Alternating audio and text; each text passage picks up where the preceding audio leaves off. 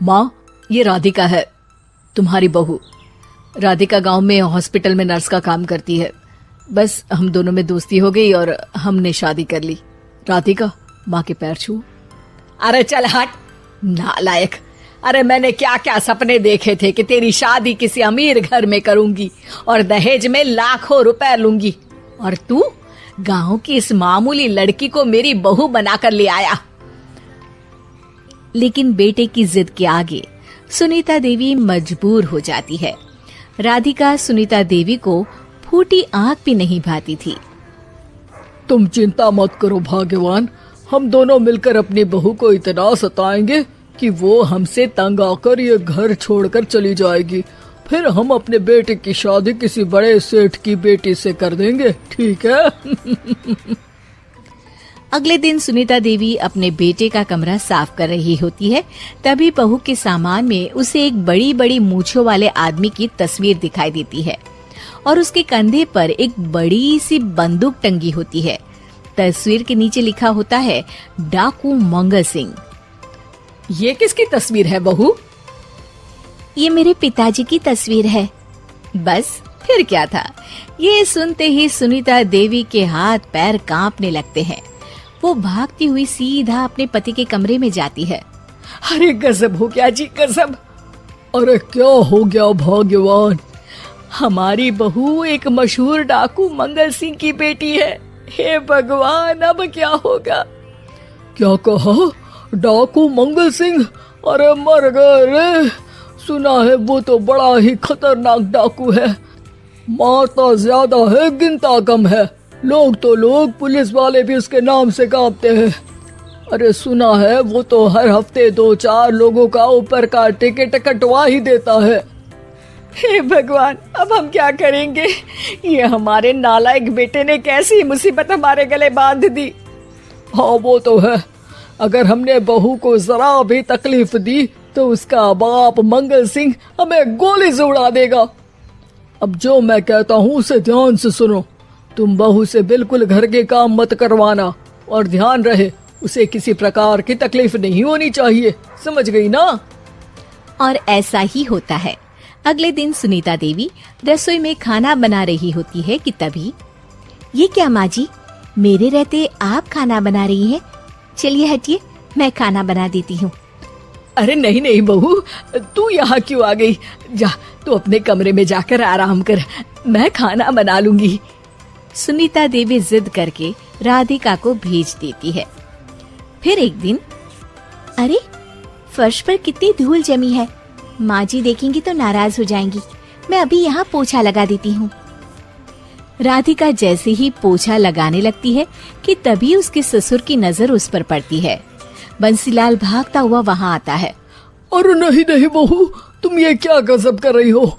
बहू तो बेटी समान होती है और हम ना अपनी बेटियों से काम नहीं करवाते। तुम आराम से बैठकर YouTube पर किड लॉजिक चैनल की सास बहू की कहानियाँ देखो। वो लोग ना बहुत अच्छी अच्छी कहानियाँ बनाते हैं। सच? आप देखते हैं? अरे मैं तो रोज देखता हूँ। शहर की बहू तो मेरी फेवरेट कहानी है। हाँ, ये कहकर बंसीलाल पोछा लगाने लगता है। इस तरह राधिका के सास ससुर सारा दिन उसकी खुशामद में लगे रहते हैं और उसे किसी महारानी की तरह रखते थे। कैसा लगा बहू? पिज्जा टेस्टी तो है ना? अच्छा, मीठे में क्या खाओगी बोलो तो? माँ जी, मुझे तो काजू कतली बहुत पसंद है और उसके बाद एक गिलास लस्सी मिल जाए तो मजा आ जाएगा। ये सुनते ही सुनीता देवी अपने पति को कोहनी मारते हुए कहती है, अरे सुना नहीं बहू क्या मांग रही है? जल्दी से भागकर बाजार जाइए और सब खरीद कर ले आइए। हाँ हाँ भाग्यवान, अभी जाता हूँ। राधिका की तो 5 उंगलियां घी में थी। वो तो अपने ससुराल में मजे कर रही थी। दूसरी तरफ राधिका की सास उसके लिए कभी नई साड़ी खरीद लाती तो कभी उसके लिए नए गहने बनवा देती। फिर एक दिन डाकू मंगल सिंह अपनी बेटी राधिका से मिलने अपने आदमियों के साथ आता है। उन सबको देखते ही राधिका के सास ससुर डर के मारे कांपने लगते हैं। मर गया रे, डाकू मंगल सिंह तो सच में कितना डरावना दिखता है। ऊपर से इतनी बड़ी बंदूक लेकर घूमता है। कैसे हैं समधी जी? क्या हुआ? आप इतना घबरा क्यों रहे हैं? और आपको इतना पसीना क्यों आ रहा है? आपकी तबीयत तो ठीक है ना? जी अभी तक तो ठीक है, पर लगता है बहुत जल्द खराब होने वाली है। क्या कहा आपने? जी कुछ नहीं, बताइए बताइए कैसे आना हुआ। दरअसल आज आपके शहर में हमारी नाटंकी मंडली का प्रोग्राम है, तो इसी बहाने सोचा बेटी का ससुराल भी देखता चलूं। ये सुनते ही राधिका के सास ससुर हैरान हो जाते हैं। क्या कहा? आप नौटंकी में काम करते हैं? हाँ माँ जी, पिताजी डाकू की एक्टिंग बहुत अच्छी करते हैं। उन्हें तो कई अवार्ड भी मिल चुके हैं।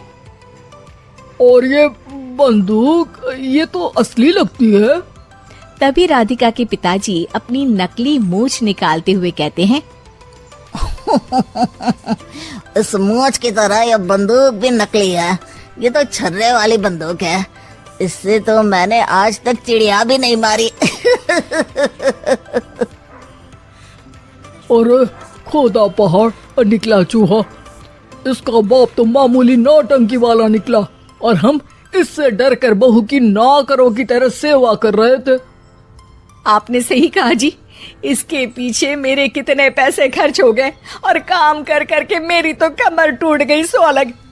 अरे बहू, तूने अपने पिताजी के बारे में हमें पहले क्यों नहीं बताया? राधिका मुस्कुराते हुए कहती है, आपने तो कभी पूछा ही नहीं ना माँ जी।